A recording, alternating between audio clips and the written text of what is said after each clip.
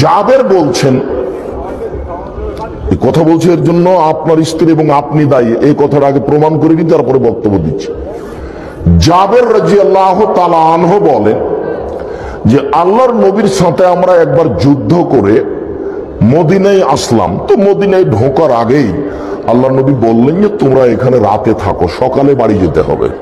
তা আমি তখন বললাম, আল্লাহর নবী, আমি নতুন বিবাহ করেছি, আমাকে বাড়ি যেতে দেন। তো আল্লাহ রাসূল বললেন, নতুন বিবাহ মানে?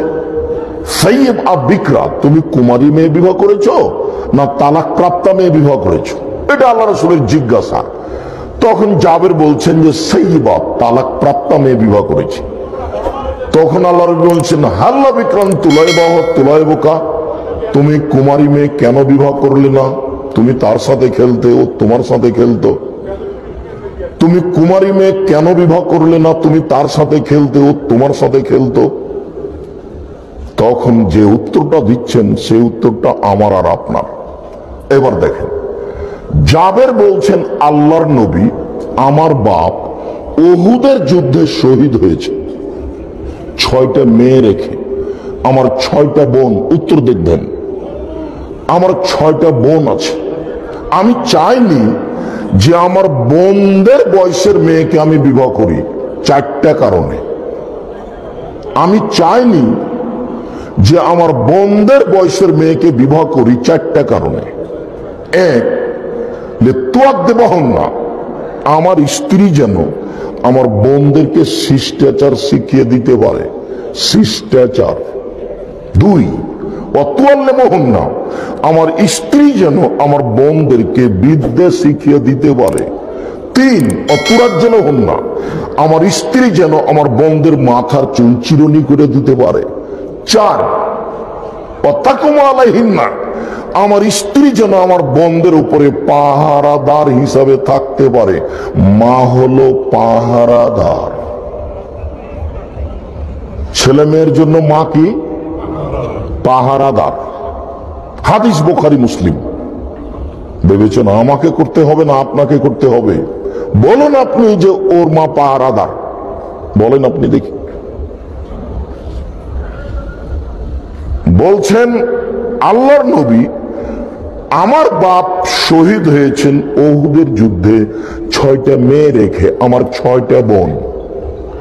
আমার বোনদের বয়সের মেয়েকে আমি বিবাহ করতে চাইনি। হবে শ্বশুর শাশুড়ির দাবি পূরণ করার চেষ্টা করতে হবে, স্বামীকে যথাযথভাবে মূল্যায়ন করতে হবে, সকালে কোরআন তেলাওয়াত করতে হবে, শিষ্টাচার শিখিয়ে দিতে পারে। 2, আমার স্ত্রী যেন তাকে বিদ্যা শিখিয়ে দিতে পারে। এই শোনো, জোহরের 4 রাকাত ফরজ সালাত, পূর্বে 4 রাকাত সুন্নাত, পরে 4 রাকাত সুন্নাত, জাহান্নাম হারাম। আমার স্ত্রী যেন আমার বোনদেরকে বিদ্যা শিক্ষা দিতে পারে। 3, তুরাজ্জল হন না, সৌদি আরবের মহিলারা মেয়েদের মাথার চুল জন্মের 7ম দিনে চাঁচে আর কাটে না, যার কারণে ছোট বাচ্চারই মাথায় চুল কি হয়ে যায়? বড় বড় হয়ে যায়। তখন এই চুল পরিপাটি চিরুনি করা লাগে, যার কারণে আমাদের দেশের চেয়ে আরবি মহিলারা, মায়েরা বাচ্চাদের মাথার চুল নিয়ে বেশি ব্যস্ত থাকে। তাই বলছেন আমার স্ত্রী যেন আমার বোনদের মাথার চুল চিরুনি করে দিতে পারে। 4, আমার স্ত্রী যেন আমার বোনদের ব্যাপারে পাহারাদার হতে পারে। পাহারাদার। আজকের আলোচনার যদি আর না করি, এটুকু ধরে রাখতে পারলেই অনেক। বলে দিয়েন, আবু রায়সা বলেছেন, তুমি আমার পরিবারে, আমার ছেলে মেয়ের উপরে পাহারাদার। আর এই কথা আমি বলিনি, এই কথা মুহাম্মদ সাল্লাল্লাহু আলাইহি ওয়াসাল্লামের সামনে জাবের রাদিয়াল্লাহু তাআলা বলেন। কেন চলবে এভাবে? কেন বসবে ওখানে? কেন তাকে বাজার করতে হবে? কই, আমরা তো হাট বাজার করি না, আমরা তো আছি বেঁচে, আমাদের তো শহরে যাওয়া লাগে না। আপনি বিশ্বাস করেন, 90 সাল থেকে আব্দুল্লাহর আম্মা এই সংসারে এসেছে, আমার সংসারে 90 সাল থেকে নিয়ে এখন পর্যন্ত আমি কোনোদিন জরুরি প্রয়োজনে বাড়ি থেকে বের হলে হাত মোজা পা মোজা ছাড়া বের হতে দেখিনি। বাজারের সাথে তো কোনো প্রশ্নই আসে না। মহিলা মানুষ, আমরা নিজেরাই বাজার যায় না।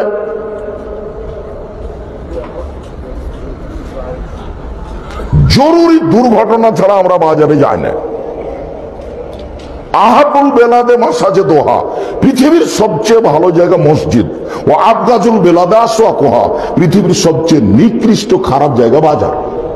তো বাজারে বেটি ছেলে যাবে, মহিলা মানুষ যাবে, যাবে কেন? কাপুরুষের মেয়ে যায়, কাপুরুষের স্ত্রী যায়, যাবে কেন? কেন যাবে?